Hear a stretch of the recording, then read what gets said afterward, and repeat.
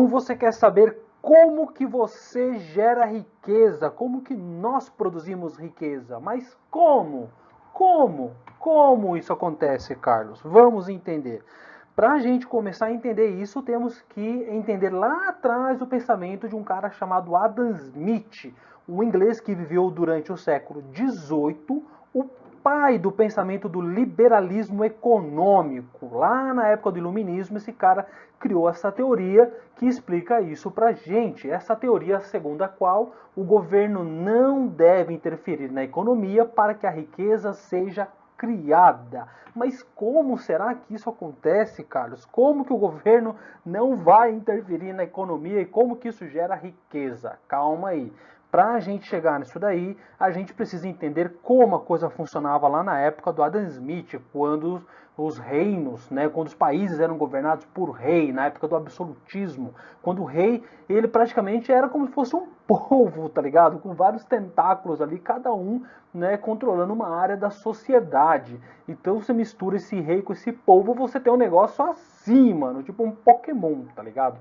E se a gente for pensar nesse controle que o rei tinha na economia, a gente pode entender um negócio mais ou menos assim. Nada ocorria na economia sem autorização, sem o controle do rei. Era ele que decidia o que ia acontecer ou não, quem ia comercializar ou não. Por exemplo, se você fosse um português naquela época e quisesse explorar o mercado de compra e venda de escravos, você só faria isso com autorização do rei. Ou então, se você quisesse explorar o ouro no Brasil, não adiantava você ter a terra, ter a mão de obra, ter o capital, se você não tivesse autorização do rei. Era ele que dizia sim ou não para você. Ah, mas então o rei controlava tudo, ele estava acima de tudo. Mais ou menos. O rei, naquela época, também seguia algumas regras, alguns entraves, como, por exemplo, havia uma regra que falava que o trabalho escravo era gerador de riqueza. Então você explorava o trabalho escravo, o escravismo, e isso gerava riqueza para o governo.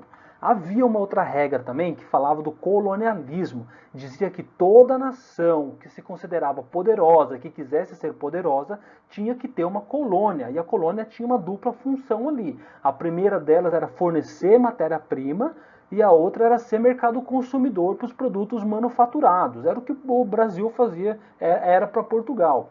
O Brasil fornecia matéria-prima e comprava manufaturados de Portugal. Era a relação que os Estados Unidos tinham com a Inglaterra, certo? Havia outra regra também, segundo a qual a nação, para ela ser poderosa, ela tinha que acumular metais preciosos, ela tinha que explorar minas de ouro, prata, diamante, o que for. Quanto mais metal precioso ela tivesse, mais poderosa era a nação. E também tinha a regra do monopólio. Então, uma nação, uma potência, não podia permitir que a sua colônia comercializasse com outros países. Tinha que ter aquele monopólio, aquela exclusividade. E tudo isso gerava em torno do quê? Da exploração. Ou seja, a riqueza era explorada, ela não era gerada. E isso tudo era um problema para o Adam Smith, porque tudo isso aqui tinha um limite.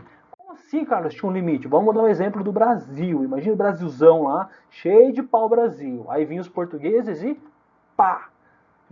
Explorava tudo e acabava, cara. O que acontecia com a riqueza do Brasil foi explorada e a riqueza acabou, não tinha mais, já era, explorou, acabou. Porém, o liberalismo econômico tinha uma solução para isso. E qual que era a solução que o Adam Smith, ele criou? Primeiro, começava com o burguês, o investidor, que através do seu capital, da sua grana, ele investia, por exemplo, em matéria-prima, em lã, por exemplo, levava-se matéria-prima lá para a sua manufatura, e lá, como um trabalhador assalariado, não era um escravo, ok? Tinha que ser um trabalhador assalariado, essa matéria-prima era transformada em produto, que era o quê? Comercializada. E lá no comércio, né, havia circulação do dinheiro, porque o dinheiro saía da mão lá do consumidor e ia para a mão do comerciante, e o comerciante que havia comprado o produto acabava colocando o dinheiro na mão do burguês. Então o dinheiro ele tinha esse círculo aqui, ó, e era um círculo bem e era um movimento muito mais complexo, não era bem um círculo, não, era uma rede. Tá? Por quê? Porque todos os trabalhadores aqui assalariados do burguês, eles também gastavam o dinheiro deles no comércio. Então essa rede aqui acabava fazendo o dinheiro andar, o dinheiro circular. E no final o dinheiro voltava aqui, ó, para a mão do burguês com lucro. E esse lucro ele era reinvestido, né, em mais matéria-prima, que virava mais produto, e a coisa era assim alimentada aqui. Ó. Então vocês percebem que tem uma dinâmica aqui da riqueza. É esse sistema que nós vivenciamos hoje, onde eu e você fazemos parte em algum momento aqui de alguma parte desse setor e geramos riqueza. Então não tem o governo interferindo, não tem o governo fazendo nada, não é o governo que investe, não é o governo que faz a lã, não é o...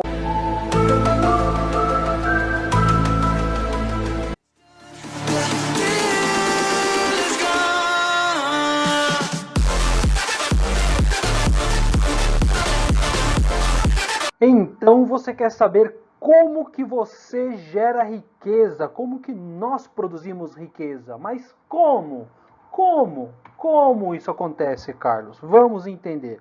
Para a gente começar a entender isso, temos que entender lá atrás o pensamento de um cara chamado Adam Smith, um inglês que viveu durante o século XVIII, o pai do pensamento do liberalismo econômico. Lá na época do iluminismo, esse cara criou essa teoria que explica isso pra gente. Essa teoria segundo a qual o governo não deve interferir na economia para que a riqueza seja criada. Mas como será que isso acontece, Carlos? Como que o governo não vai interferir na economia e como que isso gera riqueza? Calma aí. Para a gente chegar nisso daí, a gente precisa entender como a coisa funcionava lá na época do Adam Smith, quando os reinos, né, quando os países eram governados por rei, na época do absolutismo, quando o rei, ele praticamente era como se fosse um polvo, tá ligado? Com vários tentáculos ali, cada um, né, controlando uma área da sociedade. Então você mistura esse rei com esse polvo, você tem um negócio assim, mano, tipo um Pokémon, tá ligado? E se a gente for pensar nesse controle que o rei tinha na economia, a gente pode entender um negócio mais ou menos assim.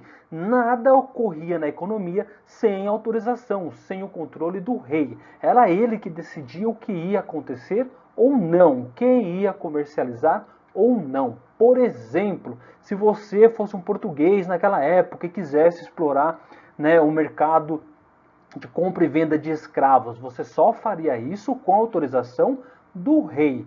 Ou então, se você quisesse explorar, né, o ouro no Brasil, não adiantava você ter a terra, ter a mão de obra, ter o capital, se você não tivesse autorização do rei. Era ele que dizia sim ou não para você.